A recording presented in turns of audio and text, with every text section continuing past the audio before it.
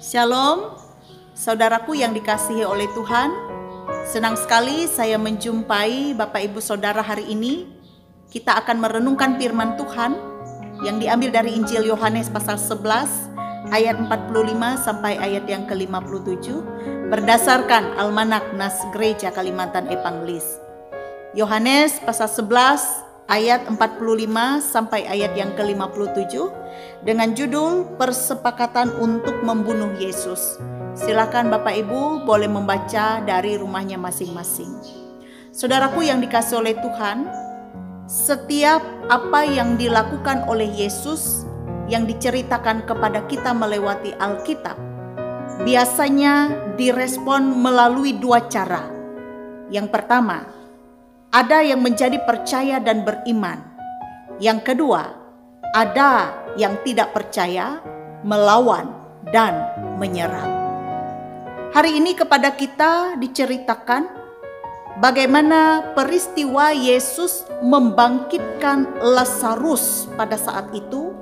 Suatu mujizat yang besar yang dilakukan oleh Yesus menjadi suatu perhatian yang besar dan menjadi buah bibir di kalangan orang-orang Yahudi pada saat itu. Apa respon mereka? Banyak di antara orang-orang Yahudi menjadi percaya atas apa yang sudah dilakukan oleh Yesus pada saat itu. Akan tetapi ini menjadi berita yang tidak menggembirakan di kalangan orang-orang Farisi, di kalangan imam-imam kepala. Karena keberadaan Yesus bagi mereka adalah suatu ancaman akan keberadaan diri mereka di tengah-tengah masyarakat orang Yahudi pada saat itu. Mereka menganggap Yesus ini sebagai saingan, sehingga sikap iri hati dan kebencian ini mengaburkan hati mereka, mengaburkan hati nurani mereka untuk menerima setiap ajaran Yesus dan juga menerima setiap perbuatan-perbuatan yang ajaib, mujizat yang dilakukan oleh Yesus pada saat itu. Hati mereka dikeraskan oleh karena kebencian, oleh karena kedengkian, oleh karena kepentingan diri.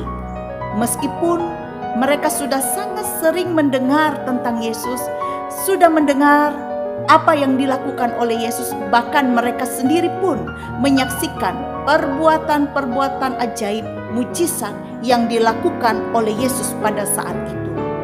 Nah, sehingga sikap iri hati dan sikap kebencian inilah melahirkan suatu niat yang jahat, yaitu suatu konspirasi untuk membunuh Yesus. Mereka bermufakat untuk membunuh Yesus pada saat itu.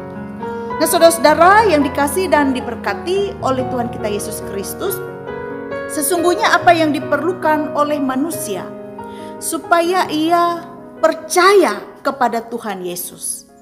Yang dibutuhkan dan diperlukan oleh manusia supaya ia percaya kepada Tuhan Yesus tidak lain adalah bagaimana manusia memiliki kerendahan hati.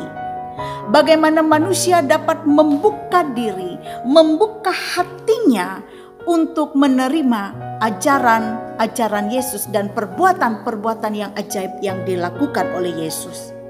Peristiwa di dalam nas kita pada hari ini mengingatkan kepada kita semua untuk percaya kepada Tuhan Yesus hanya karena anugerah Tuhan semata. Kita menjadi percaya pada saat ini, kita mengenal Dia, kita beriman kepadanya hanya karena anugerah Tuhan itu semata.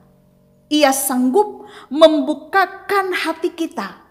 Ia sanggup mengubah hati kita.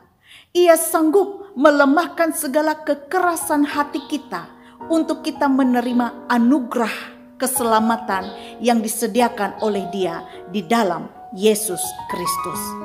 Sehingga bukan kita sebenarnya yang memilih Dia, tetapi Dialah yang memilih kita untuk menjadi milik kepunyaannya, yang beriman, yang percaya kepadanya dan boleh menerima satu janji, yaitu keselamatan yang kekal dan abadi bagi setiap orang yang percaya kepada Yesus Kristus.